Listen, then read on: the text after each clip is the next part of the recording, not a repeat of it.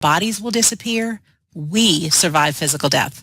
I'm your host, Sandra Champlain, author of the international best-selling book called We Don't Die, A Skeptic's Discovery of Life After Death. Today on our show, we have Curtis Childs. I found Curtis's YouTube channel, which is called Off the Left Eye, late one night when I couldn't sleep. I was searching for videos about life after death. And I have to tell you, I was absolutely amazed and stayed up all night watching cool video after cool video of Curtis relating different topics with an 18th century philosopher named Emanuel Swedenborg. Curtis is the creator, producer, and a host of his weekly Monday night, 8 p.m. Eastern Time webcast that's called Swedenborg and Life that airs to over 29,000 subscribers. And some of his videos you can find on YouTube have reached over 300,000 views. When I tell you they're great, they are really great. For all of us modern day spiritual growth seekers, this is an awesome show for us. Topics Curtis covers are the afterlife, angels and spirits, near-death experiences, God, spirituality, and more.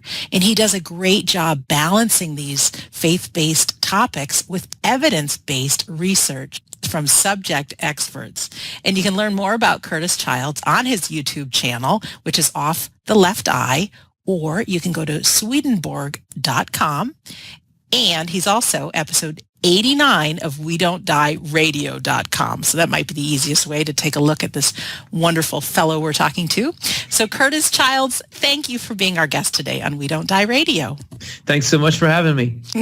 I spoke to you a couple of minutes right before we started recording, and like a little kid at Christmas, you are a rock star to me, and I'm so excited that I get to talk to you and like open the present, because you are a gift, my friend. Thank you. Appreciate it. I'm just happy anybody wants to talk about anything Swedenborg related, because as I was saying to you before, a little while ago, I couldn't find anyone who wanted to. So it's been so much fun getting to put these concepts out here and having things happen like what you described. You came across the material. It was interesting, positive enough that you wanted to keep watching. So stories like that have made the last couple of years while we've been doing this show a really awesome part of my life. So I'm just happy to talk about it with anyone. Yeah, and I'm happy to share. And to find out about you, because for our listener right now, Curtis, I don't know how old you are, but in my eyes, everybody's younger than me, right? So yeah, I'm 31. Okay, so young, fresh-faced, talking in modern times, things about an 18th century man, but so many of the principles hold true right now in 2016. And there's so many really neat graphics and the technology you use, however you do your show. It is so engaging and it's so awesome to watch, and just to reflect everything you discuss, even with your guests, as to how it relates to my life now. It's fascinating. So if I could have you tell a little bit about who you are and maybe your journey that actually had you get involved with Swedenborg and the foundation, and why you're giving back so much in the way you are. Yeah, absolutely. I began what I would call my serious spiritual seeker phase probably around 18 or 19 years old. I actually was part of a select group of people, a small group of people that was actually familiar with Swedenborg's writings. My parents both read Swedenborg. I knew people who did, but that's a very, very, very small compared to the rest of the human race. So I had that kind of already in my background, but there was other people I knew who also knew of Swedenborg, but didn't gravitate toward it in the way I did. And I really started to make it my own around that time, as I was saying. And I think my spiritual journey started the way a lot of people's does, which is through some kind of disruption in life. I mean, I was going along. It's not like my life was perfect, but I was doing all right. But 18, 19, things started to get weird. I think this actually happens to a lot of people around that age, but I started to get what was later diagnosed as depression. I was very obsessive compulsive, where I felt like I had to perform certain actions or redo things or re-say things, because if I didn't, there was danger to me or to something I cared about, or just this ambient sense of danger. It's sort of hard to communicate it to someone who hasn't experienced that, because that might sound ridiculous, but when you've been through it, it's no fun. So I was going through that. I was getting this torrent of negative thoughts and feelings all the time, all this confusing input in my mind. I didn't quite, what's going on? I don't know. I just knew things were sort of falling apart. And I had to go on a process there. Initially, I was just learning about the sort of the link between the physical and the mental, meaning like you got to have good nutrition, you got to be hydrated, you got to exercise. But I went through there, and that sort of got me looking at different things. I got seriously into near-death experiences then. I mean, that's when I read, Betty Eadie, Raymond Moody, Howard Storm, sort of all the classics. Mm-hmm. And I really liked what I found there, because it describes what I would call like a period of or the potential of total healing. That you can, all the details of your life can be known, but in a positive way. That there can be this kind of love that makes everything okay, and that was really attractive to me, at the time. Yeah. So I was finding that, and sort of towards the tail end of this, I really started to read Swedenborg again. I'd put him down for a little while, actually, because when I was in that kind of hyped up, almost neurotic place, Swedenborg was actually, he kind of gave me something else to worry about, So I had put him down for a little while, but I sort of came back after having taken these other journeys and just really started to see him in a new light. And it began to be a living thing to me. This stuff I was reading, this relatively dry 18th century stuff, was absolutely potent for me. This was talking about my own mind, and it was talking about how life works, and it became the most powerful tool that I ever found for making progress in my life and in my own mind. So that gripped me. Sure. And from then on, if you go through something, and you automatically gain some kind of empathy for other people who might be going through something. Yes. Yep. And even any suffering, you just understand, wow, suffering is no fun. I don't want anyone else to. So I had this sense of like having been broken down to the level that I had, and it might not sound that bad how I was describing it, but it was really bad. And after going through that, though, I felt like I want to learn how to fix life. People shouldn't have to go through stuff like this. Swedenborg seemed like he had the most potent answers, so I began working more and more towards, I'm going to share these with people. I'm going to pass on what was helpful to me. So that's the story of how I first became seriously interested in reading Swedenborg and communicating what he wrote. And did his writings help lift you out of where you were? I'm assuming they did. I would say so. It's really hard to gauge things like that, because I'm starting to reach now, 11 years back in my memory to figure out that time. I would say that it's not like he lifted me out. He gave me some steps. Right. I think part of it is just getting older. It's just that's a rough time. 20 years old is a rough time mentally. And it sort of feels like the tide went out, but it's not like it's gone now. I still struggle with things. Actually, that's probably why I've maintained such a constant interest in Swedenborg, because every day, I mean, some days are just fine, but other days I'm getting bombarded by internal storms of different kinds, and I continually find him getting me out in little ways. Like I'll be in a negative mood, I can come across some of his principles, and that changes it almost instantly. And in little ways all the time, his material is most effectively getting me out of that stuff. You know what's neat? Just hearing you say that, that late night that I was searching randomly on YouTube and found you, your videos talking about Swedenborg brought me out of where I was. And I've got a big screen TV in my living room, and I just figured out how I can tie in YouTube to it. So then another night, I found a video you have about negative thoughts, and it's just like it's you're doing for us, for your viewers, what Swedenborg's material is doing for you. So, a lot of us deal with some negative things, and when we turn it into giving back, it really not only makes a difference in our life, but makes a difference in others. So, I'm not going to call you a modern-day Swedenborg because I don't know enough about you or him, but I want to tell you there's a reason your videos have so many followers is you really do lift people and also give us something great to think about and give us tools for empowering us to live a great life now. Thank you. And that's the point. That's the reason why this excites me. Like the Swedenborg itself, the books, that's cool. But what keeps me electrified about it is the idea of somebody finding it and getting lifted up from that, experiencing that, and then hopefully I can connect them into the source material that will continue to bring them positive things. But it's all about, this is my way to try to end suffering, and it does make it so that whenever I'm going through something negative, I now have an immediate outlet to turn that into a positive. If I'm struggling with something, I can figure out, how do I apply techniques? Okay, and now how do I make a video out of that? So it's really nice for me to have that direct pipeline. It makes things a lot easier for me in my own dealing with things. Yeah, and you have a lot of videos. I haven't even begun to get that deep into them, and I've watched a lot. It's like, oh my gosh. And they're so great. They're so great. Could you tell us a little bit about who Swedenborg was and why you're so fascinated? And again, the title of our show is We Don't Die, and I know he's got some life after death stuff in there, so if you want to include anything about that, feel free. Yeah, well, you can't escape life after death if you're going to start reading Swedenborg. That was his claim to fame. His most popular book was called Heaven and Hell, which is this a tour of the afterlife, if you will, and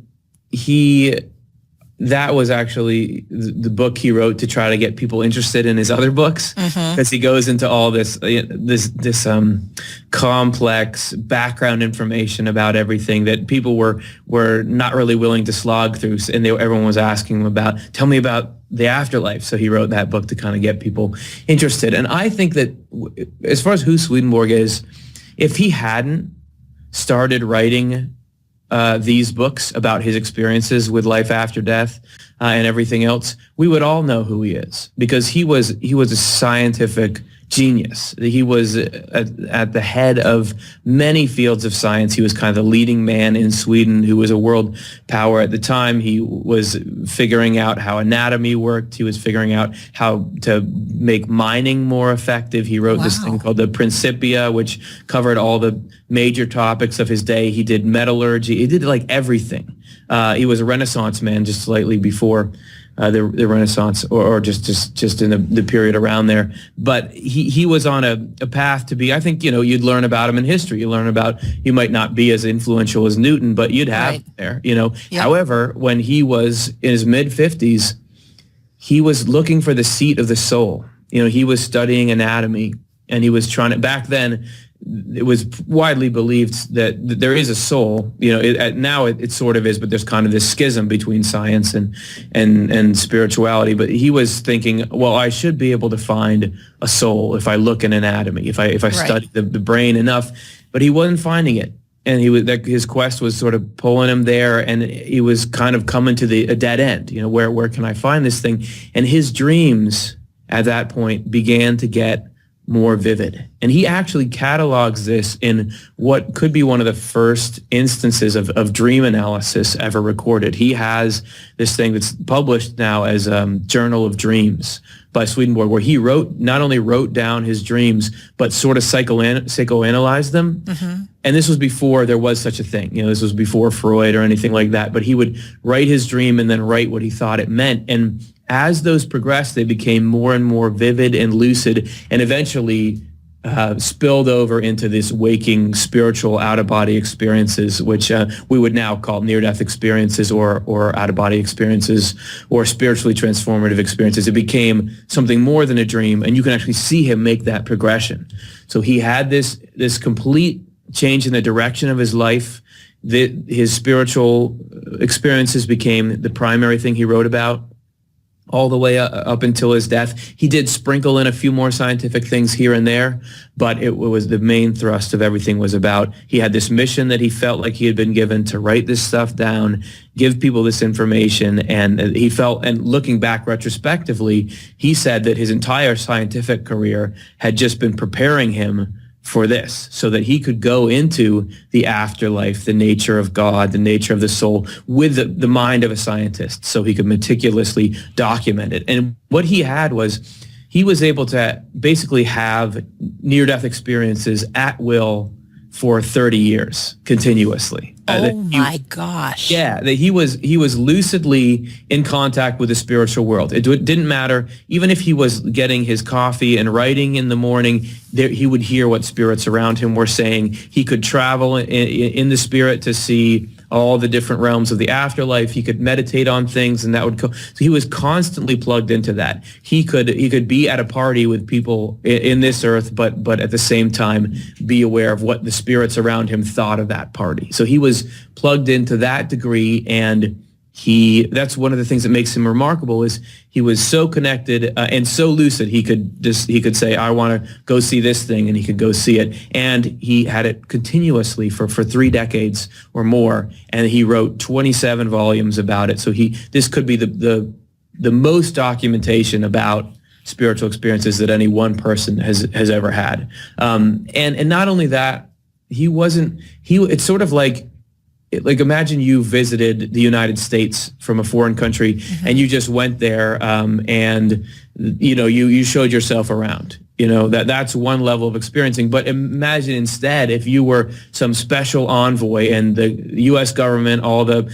major institutions, corporations, everybody gave you like backstage passes to see how their operation worked. You got the total tour of everything from the people who knew. That's sort of what he got of the afterlife, because he was given all this access to see not just I saw a building and there was people in it, but he learned sort of the laws governing the spiritual world. He got to visit these groups of people, these groups of spirits that were hard to get to. He had this incredible access, he said, because then it was given to him so that he could relay this stuff so that it could become common knowledge with all of us who can read his books.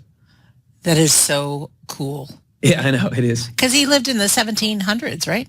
He lived in this born in the, I think, late 1600s, died in the 1700s. And as you said, a lot of the stuff that he wrote was way ahead of his time in that it feels current now. It feels like it lines very much up with modern spiritual or near-death experiences. At the time, it was so out there that he was put on trial for heresy and almost kicked out of his country, all this kind of stuff, because he was saying these things that you just didn't say back in theocratic Christian Europe. But a lot of things now are that he was saying back then, like, all paths can lead you to heaven. A lot of people say that now, but not so many back then. But he was prescient in that way. Really great stuff. Are there some of his principles that you want to share with us that are like your core beliefs as to what it's all about, maybe what life's all about, or what heaven's all about, or I don't even know what question to ask, really? Sure. The first thing I would say is don't believe everything you think. That's good. That's not necessarily about what heaven is like, no. But that's about what's in between us and heaven. Okay. Meaning one of the things that he learned is we are always being influenced by the other side. He talks about the spiritual world. Some people think about it like it's some sort of ethereal thing that's far away. Like he compares it to a bird flying way off in the air that you can kind of see. Okay, there's a spiritual world. It's out there. Whatever it is. He says no, actually. The spiritual world is like a beautiful bird of paradise that's flying so close to your face that the tips of its feathers on its wings are touching your eyelash. It's so close to you. It's always interacting. And he says that we are in a continuum with the afterlife. Our thoughts and feelings are being influenced by the greater whole of humanity. Just like you can see influence going through people. You can certainly just go on your Facebook feed and look for somebody who's saying something political right now. Right. If it's something you don't like, chances are you're going to say, oh, well, they just heard that on channel X, and that's why they're saying. We acknowledge that people are influenced by things, and Swedenborg is saying we get an influence in the mind in the same way. And to me, hearing that after having just dealt with this deluge of negative thoughts and feelings for so long, that makes sense. I don't have to believe in this stuff just because I hear it in my mind.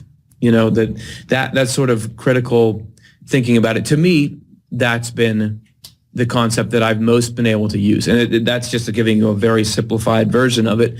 But the other things, the heaven that he talks about is a state of mind. And really that gives me a compass to sort of gauge, where do I want to go? Because we sit here, we have life. What am I trying to accomplish? What am I trying to do? How do I play this game? What are the rules? Are you trying to win? What is life? And he gives you this picture of the heavenly mindset, which is, probably people have heard parts of it from other traditions, but it's essentially loving. Oh, it's what we talked about at the beginning of the show. It's loving, doing useful things for other people. Mm-hmm. So, for example, if you have you had your spiritual experience, and then you wrote that book that you wrote to try to get other people to learn that, hey, we're not going to just blink out at the end of our life. There is something there. You're turning something into something that helps people. And the joy that you feel in that, and the joy that I feel when I think about somebody finding my videos and it lifting up their life, that's heaven. That is the mindset of heaven, that the joy in serving some kind of use for another person. Right. That's heaven. And that is sort of that joy is going to last. The joy that I get an ego. So if I'm doing my channel, right, you said, they have 29,000 subscribers. Mm-hmm. If I'm sitting there and I'm excited, like, look how many subscribers I have, that makes me so cool. That's not a sustainable joy. Right. That's not creating a heaven inside me. Right. That's because that's just really seeing myself in that. But what that number, that 29,000 represents, is a bunch of people who hopefully are having a positive impact in their life. The thing that I should be excited about is happiness in those people, and answers and relief, the kind of relief that I got happening for them. That's heaven. So it just lets me know, oh, okay, great.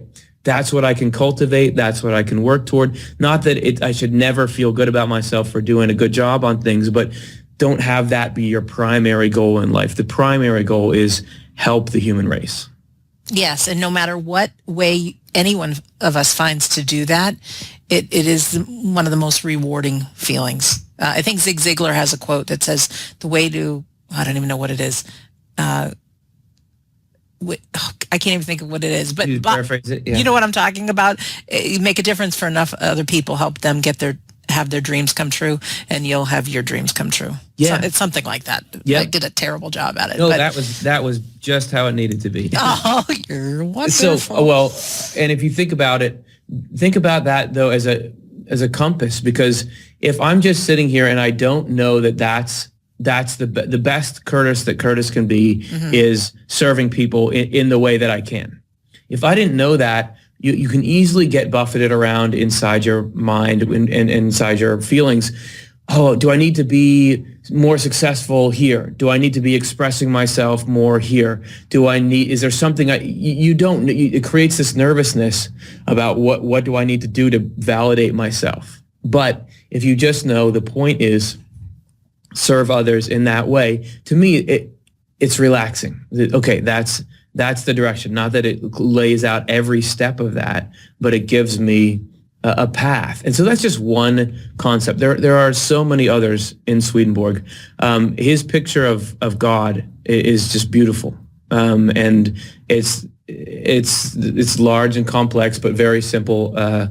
Love to the whole human race. That God has love to the whole human race, and that we can let that, like when I'm going to help people, that's that divine love coming through. That we can all, the more that each of us individually taps into that, the more that we all act together in concert. He has this idea. Have you heard of? Did you ever see an episode on The Grand Human? No.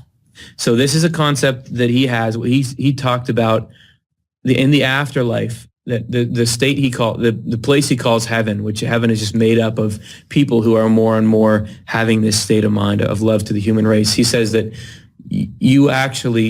we're both wearing the shape of heaven, meaning the human body is this perfect model of cooperation, interdependence, and mutual love. If you think about all the different parts of the body, they get everything they need from the whole, and they give everything they have to the whole. You think about, it's true on the larger levels of, let's talk about your heart.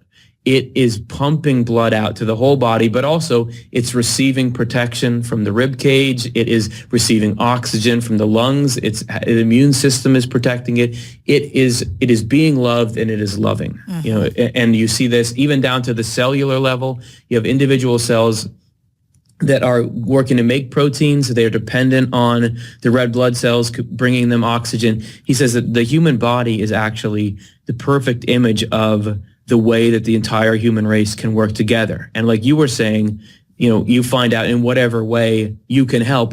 There's all these different specialized parts. The teeth do something that, that the liver can't do. And then the eyeball does something that the ear can't do. Right. And that each of us, he actually says that in heaven you go to, it's not like heaven is actually in the shape of a person, but people who have an ability to understand things, an ability to learn, they're kind of like the eyes of humanity. So you go there and you're in a community serving to gather information for the rest of humanity. He talks about this tight community that's as mutually interdependent and loving as the human body. And that, from physical things, we can see pictures of spiritual things. I know that your tagline for your show is trying to find, or it has to do with finding evidence for life after death. And with Swedenborg, he shows how the entire physical world is showing you what these deeper realities are like. You just have to know how to speak the language. And the example of the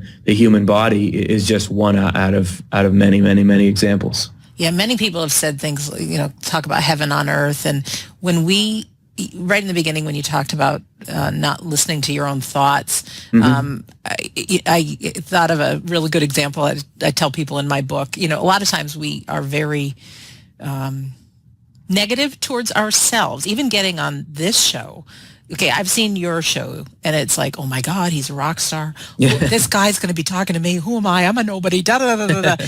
And it's so easy to go down that tunnel of like negativity and I'm a nobody and all this stuff. Yep. And so one fun thing I have people do from time to time is to, list on a piece of paper all the thoughts you have about yourself. Okay, you're not good enough, not pretty, whatever, not smart.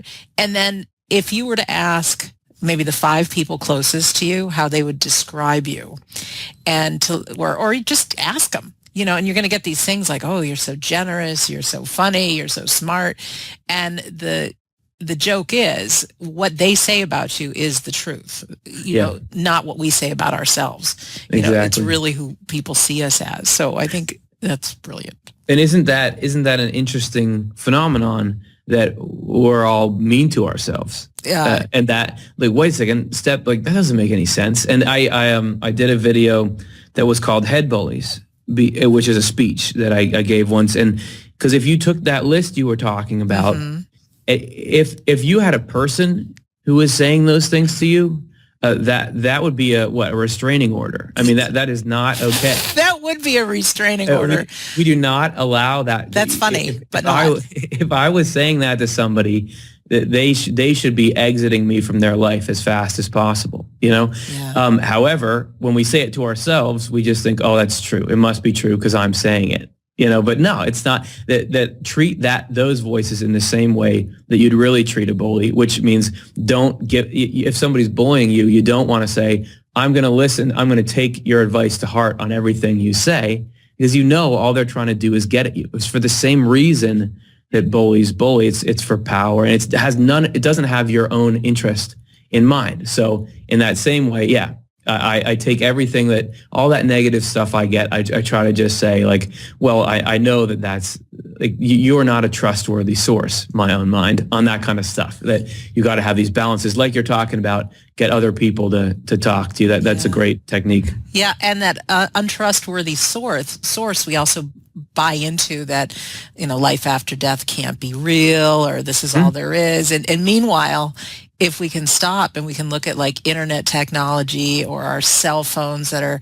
picking up things from God knows where the cloud is, or even looking at planet Earth and thinking, millions of years ago, it was just this rock, right? And now out of it, we have houses and books and computers and technology, and like we're actually living in a miracle, but our Yes. minds can say no, we're not. They can shrink it down so incredibly to like you have this amazing world, this amazing technology, amazing people, but your life can just be reduced to, I can't believe that person said that thing about me. Oh, exactly. Like that's what it comes down to. I remember going to see this exhibit about the human body and just being floored by the amazing amount of complexity Right. and beauty in it. But yet you can see someone just be like, that guy looks funny, and that's like your whole assessment. But if you understood the processes that are going, that is the most amazing thing you could look at, So I think it's funny how we can just sort of debase the thing but really there's all this behind it. And it's cool that you mentioned internet technology, cell phone technology. We did a show called How the Spiritual World is Like the Internet because, and this is actually sort of an expansion on it. When I was in college, I did an independent writing study where I was, writing articles to try to get published, and I had gotten one published. So but I still had part of the semester left. So I decided I was going to write a paper about Swedenborg. And this was before I was like doing any Swedenborg kind of stuff for a living, but I was quite interested in him. And one section of that was devoted to cataloging the similarities between the spiritual world that Swedenborg describes and the internet as we find it now, which obviously was something that there was nothing comparable to that on the planet in the mid 1700s. But he talks about, time and space being obsolete in the spiritual world, that you can, thinking of anyone, you can immediately be present with them. There's no distance issue there. And the time, there's not really time. There's just sort of states of mind. And here we are, you and I are far, far away from each other, but yet we're talking over the internet like we're face to face, and we're recording this show, but anybody from now on can just listen to it as if it was happening in the present moment. So you sort of have the physical world starting to resemble the spiritual world. And it goes into more detail than that. Swedenborg says that in the spiritual world, you can know what somebody is like just on approaching them. It's like more of an honest world, and it's not a perfect system, but with the web, if I get a call on my phone that I don't recognize, I can immediately look up that number and see, other people are saying this is spam, don't answer this. Yeah, it's true. That you can kind of vet things. And with a person, you go try to look at their Facebook profile, you can like learn about them before you instantly, and also people gather in their own communities. You have all these neat sort of web communities that are based around really specific interests, but people gather and they talk about those. Even my YouTube channel, this is people who are interested in a particular take on spirituality that Swedenborg offers. We can all gather there, and Swedenborg says in community, in the spiritual world, it's your interest, it's what you love that pulls you together. So I just see that the more technology evolves, the more it begins to resemble this thing he was seeing, a couple centuries ago. So there again, the physical world is starting to reflect the spiritual world more and more. Wow, I just got this visual of driving down the road and like without your show. Uh-huh. You're in the back seat. Someone else is doing the driving, and they're going wherever they want to go, and they're telling you stories that you probably don't want to hear, and they're being the bully and all that stuff. And what you provide, Curtis, and the Swedenborg Foundation, is you get to be in the driver's seat, and you get to just be like, no, this is where I'm going to go, and this is what I want to find out about. And it's such a wonderful way to really grow spiritually. Like I'm going to turn 50 next week, which is like, how can I be 50 already? Yeah. But thank you. But I've done a lot. But I think as human beings, we, over the course of our lives, we learn, we grow, we learn, we grow. And, it's just this gradual growth thing.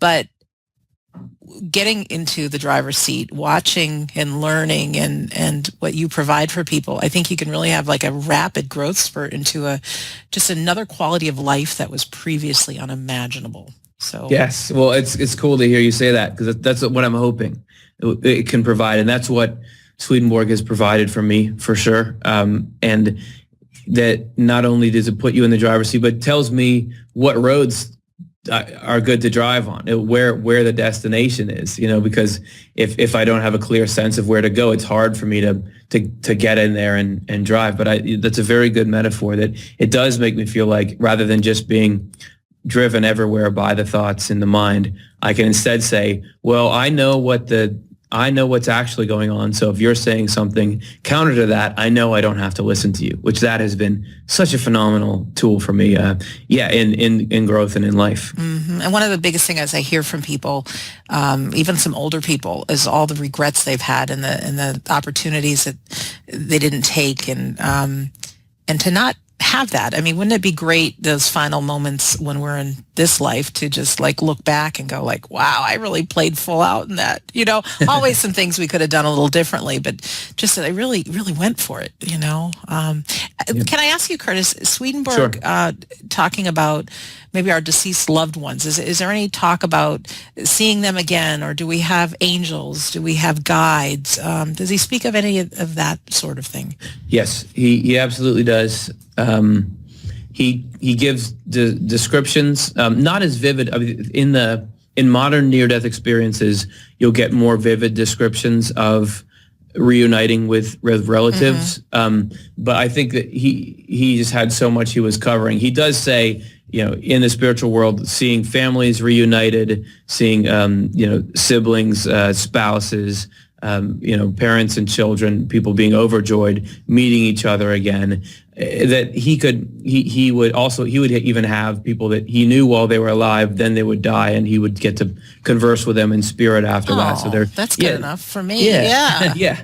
And even, I mean, there's anecdotes, but well documented about, there was people who began to catch wind that he could see the spiritual world, so they wanted to test it. Could tell me something that my brother would know who died that nobody else did. And as the story goes, he was called into the court of this queen, and he told her this thing that nobody else could have known. And you can look at his Wikipedia page; it's on there. But so he had these sorts of connections. But so there's those. But then angels, he says, yes, always. There's actually always at least 2 angels with every person. Oh. And he actually goes into that there is 2 angels because one is associated with your thoughts and one is associated with your feelings. And it's not, and that because there are sort of 2 primary faculties in a human being, what he calls the understanding and the will, which also can be called the intellect and the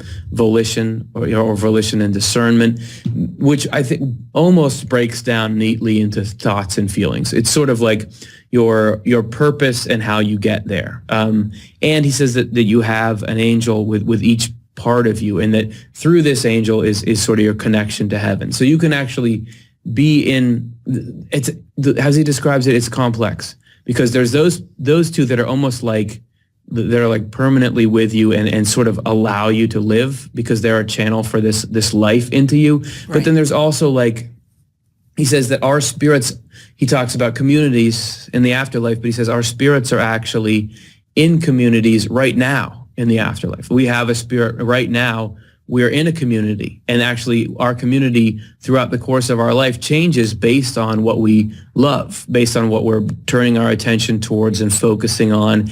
That we actually change spiritual locations as we grow to have different interests and progress spiritually. We go up into these different heavenly communities. He gives the interesting anecdote that if you're deep enough in meditation or something like that, you actually become visible in your spiritual community. Like the spirits there can see you and be, who's that? So there's that. Swedenborg is full of little fascinating anecdotes like that. But what I'm saying is, there's also, you could be surrounded by plenty of angels that are working with you and protecting with you, in addition to your 2 kind of, your 2 kind of buddies. So so there's this level of intimacy with heaven that I've rarely ever heard of, with angels actually being able to know sort of the details of the origins of our thoughts and our feelings, and why we're all these elements in our thoughts and feelings that we ourselves aren't even aware of. And they're gently trying to bend those towards good. They never force us to do something we're not willing to do, but they're always pulling for us. And Swedenborg says that an angel would gladly trade places with anyone if it meant they could come up and experience heaven. So there's that when we talk about the joy of helping other people, heaven consists entirely of that. So angels, people that are in heaven, their greatest joy is helping, and that includes helping us. So you have, Swedenborg talks about angels that protect people while they're sleeping and introduce good dreams. And he says that the angels are so excited to do that there's sort of a friendly competition between them, because, no, I want to do it. I want to do it because I really want this person to be happy. So there's that much pressing love coming out of them. And when he would say he would interact with angels, he pretty much loses his ability to describe it. He always just says it. They are pure love. There's nothing but love. It's beyond me to describe. He'll try, but I think you get that from people who have had near-death experiences that they can try to put it into words, but they can't. Yeah, so they can't. He finds himself in the same boat. Yeah. What does he say as far as the purpose of life? Because, like you had started in the beginning talking about suffering. I mean, I've known some pretty bad suffering, and I know I've known just a small amount of what some people have experienced. But what's the point of it all? From what I understand, we're in the second sort of womb right now. If you think of what's the point of being in the womb before we're born, it's to grow and develop, because you have to grow and develop in that particular environment. The womb, you have the amniotic fluid, you're protected from the elements, you're given all the food you need, you're given the oxygen you need. You couldn't go through those stages out here in this world because you need that environment. And similarly, we are here in this world because we need this environment to grow and develop before we can go into the spiritual world. This level of existence has different conditions than are available there. For example, here you can kind of be duplicitous, or you can sort of think one thing but say another thing, or try to put up a front, to please people. Yep. And actually, that actually is. It can be used negatively, but it's actually an important tool, because Swedenborg says in the spiritual world, you just are what you are. You don't really have impulse control. You don't really have a filter. You just go. And if we did that now, that would be a problem, because we all have stuff to work on. We have a chance, because you can think one thing and feel a different thing. I can say, ooh, I'm really wanting to think something nasty about that person, say something nasty to them, behave dysfunctionally, but I'm actually going to not do it. That we have the chance to kind of push back and learn in that way. And through that, we're forming our spirit. Those choices that we make in the face of things like suffering or negativity, that's forming our spirit. So that but at the end of life, the spirit that we've formed through the kinds of things we've chosen and loved in life, then that's fully developed and ready to be in the spiritual world. So that we are going through this life because we have to have these conditions to develop. But in regard to suffering in particular, Swedenborg says that nothing bad is allowed unless it, in the end, can be used for good. So, I mean, we have me, Curtis, talking about at the 18, 19, 20, I was going through this really hard stuff. Well, I can even see in retrospect that I learned so much. Like I'm more empathetic now, I'm deeper now, and that was what led me and continues to lead me to this craving for the truth and this search for the truth and this living the principles I find in Swedenborg and in other sources and then wanting to pass it on. If it wasn't for any of those hardships, I would never have that desire to do that. So there, all the things in our lives that are tough are only allowed to the extent that in the end, even though there is suffering and that's real, I'm not trying to, trivialize that, but thinking down the road, if life is eternal we're going to at some point be able to look back and say, okay, it was all worth it. I am who I am today because of all this. And you see this, I mean, there was near-death experience by somebody named Beverly Brodsky, who you can look her up on YouTube. She has this great account. I think she was at the IANDS conference. And she had her near-death experience when she was, I think, young 20s. And she had a lot of upset about the world, like the Vietnam War was going on. She didn't really have a why about why do people suffer, you know? But she said when she saw the reasons, she thought, oh, I get it. You know, this all makes sense. When she came back, she couldn't remember those or articulate them. But that seems to be a common theme is when people see the plan, they think, okay, it all makes sense. And the idea is, even though it does not seem like that at all, we can have some confidence and some comfort in the idea that all this is bringing the best out of an imperfect situation, which is that we live in a world where people are free to either be nice or mean to each other, and all the sort of residual suffering that comes out of that, you know. So I mean, that's my pithy attempt to answer that quickly. We've done several shows on the topic. That's all good. Like the main question, you know. But those are like sort of the beginning thoughts on the whole thing. And it's not like I always have that all figured out.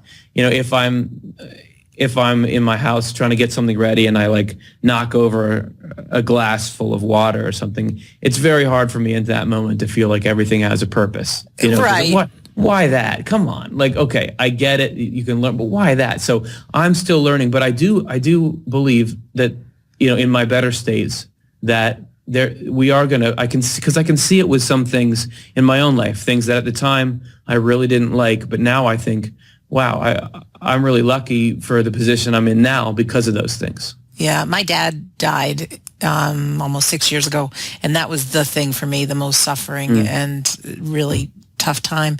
Never in a million years would I've ever thought I'd be having a show about life after death, helping people through grief. Curtis, there's been people that haven't committed suicide because of my words in the shows and the book. And it's like, in the moment, it was all happening. I would have never thought that my deepest, darkest despair would turn into something like this. But looking back, it's like it has. So as advice to somebody who may be going through some really tough times right now, in the moment, it's really hard to have the answers. But there is something called faith and trust that perhaps in the future you're going to make a profound difference for someone else, or, you know, have a better life because of it.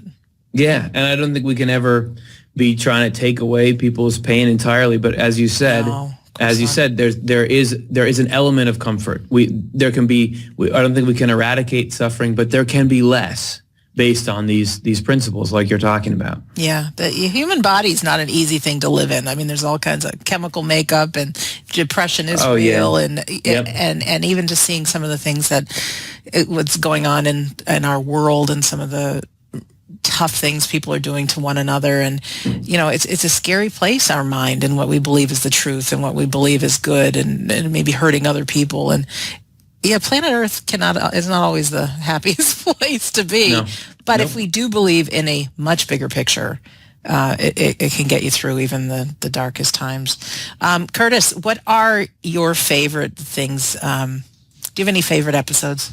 That's what I'm thinking to ask you now. That we did on the... Yeah. I mean, the funny thing is, I really like our episodes that we did about the dark side of things. Really? Yes. And the reason that I do is because those are actually the ones that people come up to us and say, that helped me more often than any other. Because it's people that you just described all these problems with the world. People are doing really tough things to each other. And inside people's minds, they're being attacked in all these ways. And because Swedenborg saw sort of the root causes of all that stuff and describes it. And when you describe that to people, they can experience such a liberation from that. Like, oh, that's why this is happening, and in me, and that's how I can deal with it. That can really, and you wouldn't think so. It's counterintuitive, but that can be some of the most comforting stuff to people. That's just what I've found with how they. It makes sense. I'm even thinking of grief. And that's something personal to me.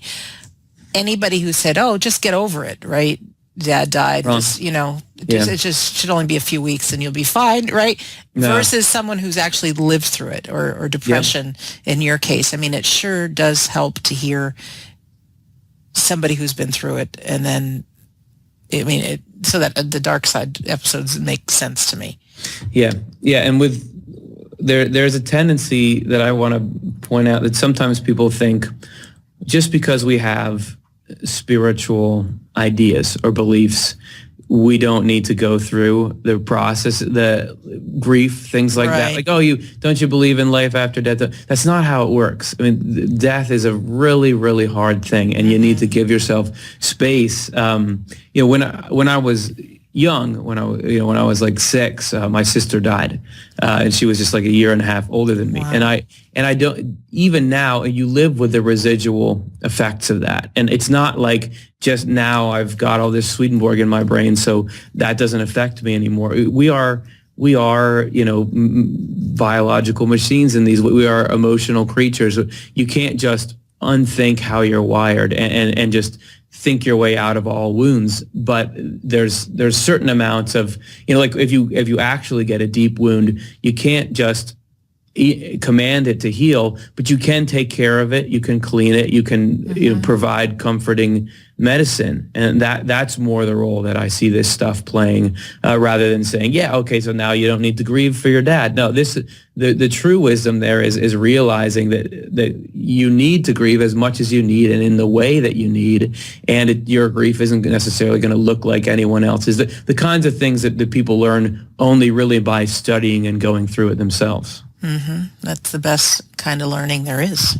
Absolutely. And that's where all the stuff for the channel that we work on comes from, is trying to take these principles, apply them to life, see how does this work? Does this make sense? And then once I feel like I've got something that we can pass along, we pass it along. And it's not just me working on the channel. We've got like a team of people that are doing graphics and writing, and the channel wouldn't be what it is without them, and they're all working for Swedenborg Foundation with me. So I just want to let people know that it's not just you. Would you let them know that they do a great job? Because yes, I will. When I'm watching your channel, I have these dreams someday of having a We Don't Die TV. And I'm like, I could never do what these people do. I mean, it's so awesome. The graphics and the scripts and the questions and your guests. And it's like, my God. I mean, really phenomenal. Yes, phenomenal they are. Stuff. What is the Swedenborg Foundation? What is it? Yeah. It is a nonprofit organization that has been around. I don't even have it memorized. It's much more than 100 years that it's been an organization. It was originally just a translator and publisher of Swedenborg's books. Okay. So it existed, I think it was originally in New York State or maybe New York City, and it was called something else, but then it moved. Now it's headquartered in Westchester, Pennsylvania. And it would print Swedenborg's books and translate them, and that's all it did. But then, in the 80s, there were people sitting around saying, barely anyone's reading these books. How do we get them out to people? So that began kind of a new phase of Swedenborg Foundation, where they were trying to publish like collateral books, because when you come up upon Swedenborg's books, they're daunting. They can be a little bit intimidating if you don't happen to have a taste for 1750s philosophy. Right. They're long and they're strange. I mean, you open them up and you're going to see him talking about spirits and how they affect you, and all this out of body stuff, and mixing that in with Christian sounding stuff.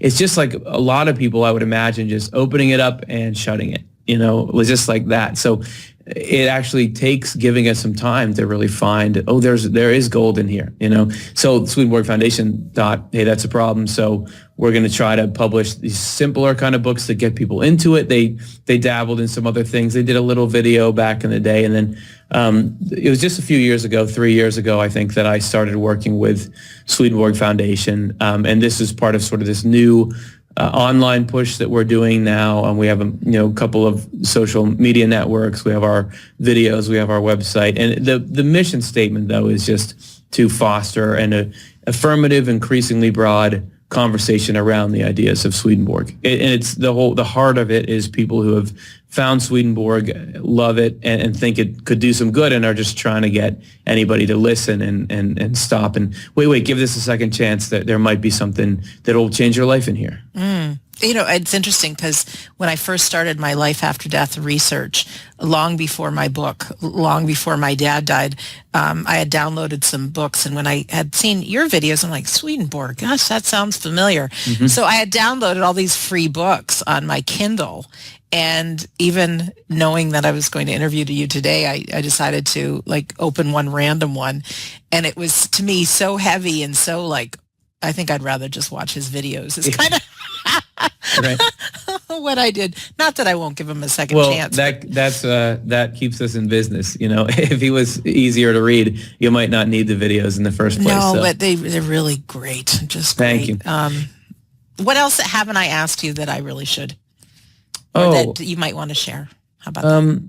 Well, I want to say, if you guys want to check them out for yourself, every Monday night we broadcast. I guess you said that at the beginning. Well, say it again. In your sure. Words. It's youtube.com/offtheLeftEye. And that Off the Left Eye comes from, actually, there was a spiritual experience Swedenborg had where he said that he was being shown what the dying process is like, just so that he could report on it. And he said that he was sort of being put through it, but yet a part of him was conscious, so he could take notes, or remember it and then write it. And he said that he was at first, his soul was being awakened, and at first he was in this purely emotive place, and he was in contact with heaven, close to his heart, but he wasn't really thinking about anything. But then when he started to stir and began to start to wake up, there was these angels that came that gave him the use of his spiritual sight, and they did that. He said it seemed as if a covering was pulled off his left eye that gave him that sight. And there's all this kind of symbolism with left and right and eyes, and so that's what the channel is named after, is that experience. Oh, that's neat. I was wondering what that was all about. Yep, and people online are like, "What is that? What is that? Is that Illuminati? What is that? What does that mean?" But it's there's everything has a correspondence or a symbolism. The left side is intellectual, the right side is volitional.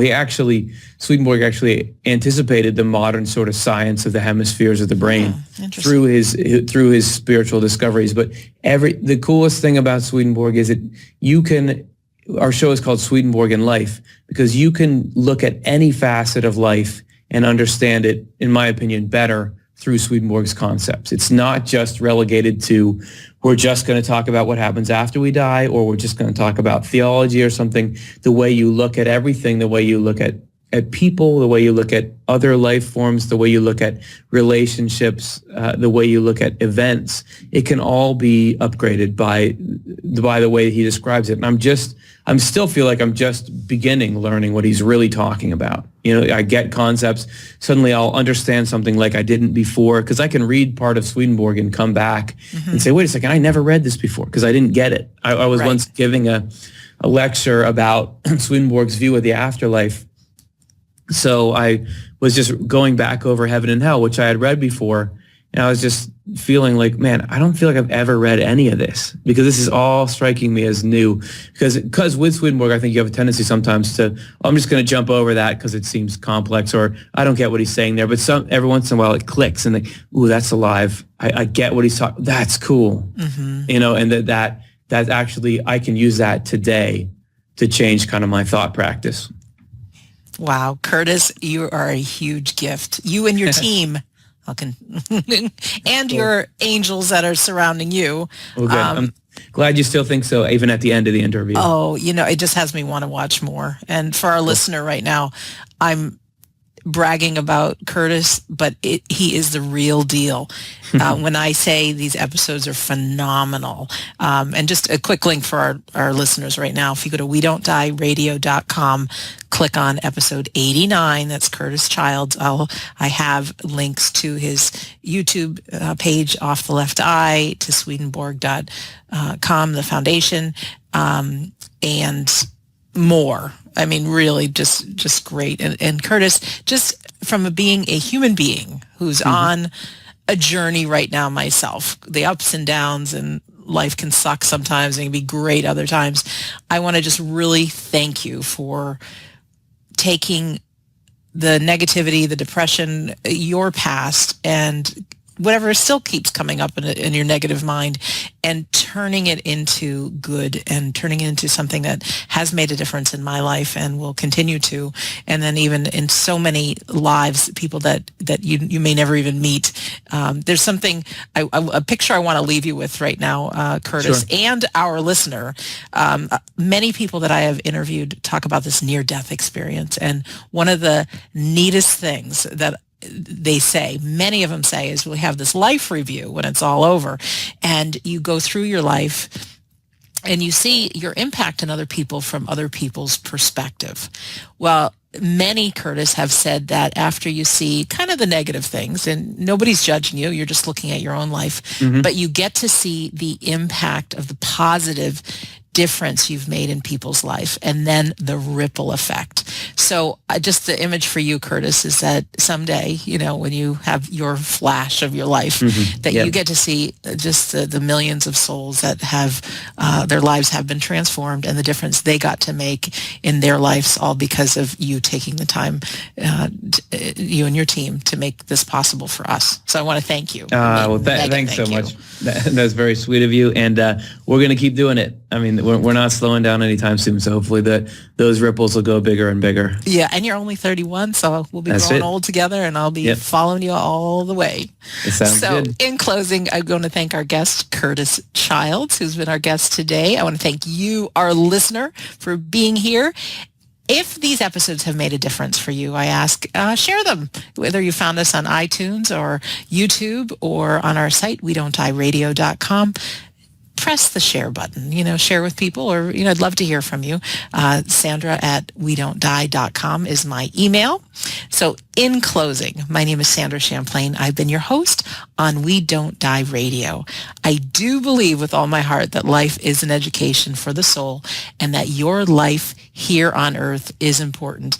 And like Curtis Child said earlier in this interview, don't believe everything you think. The spiritual world is right around you right now. You've got at least 2 angels by your side. So go forward, make it a great day. I thank you for listening, and we'll see you soon.